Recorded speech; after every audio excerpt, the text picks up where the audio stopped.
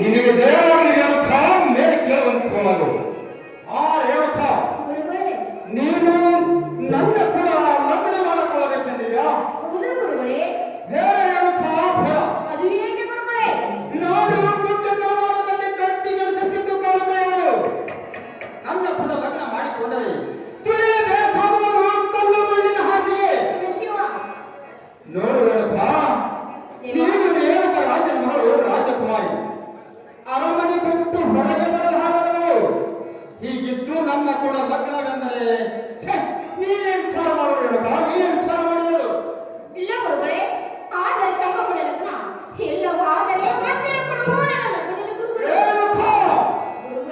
ನನ್ನ ಕೂಡ ಲಗ್ನ ಮಾಡಿಕೊಳ್ಳಬೇಕಾದರೆ ತಿಳಿಯಬೇಕಾಗುವುದು ಕಲ್ಲು ಮಣ್ಣಿನ ಹಾಸಿಗೆ. ನೋಡು ರೇಣುಕ, ಕಾಮ ಕ್ರೋಧ ಲೋಭ ಮೋಹ ಮದ ಮಚ್ಚರವನ್ನು ಅಳಿಯಬೇಕು.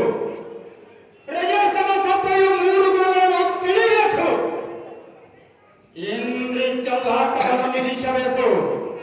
ಇವೆಲ್ಲ ಮಾತಿಗೆ ಒಪ್ಪಿಗೆಂದರೆ ನಿನ್ನ ಕೂಡ ಲಗ್ನ ಎಲ್ಲವಾದರೆ ಇಲ್ಲ.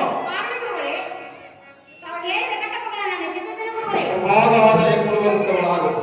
ರೇಣುಕ, ಕೊಟ್ಟ ಮಾತಿಗೆ ಭ್ರಷ್ಟಳಾದರೆ ನನ್ನ ಉರಿಯ ನೇತ್ರದಿಂದ ನಿನ್ನ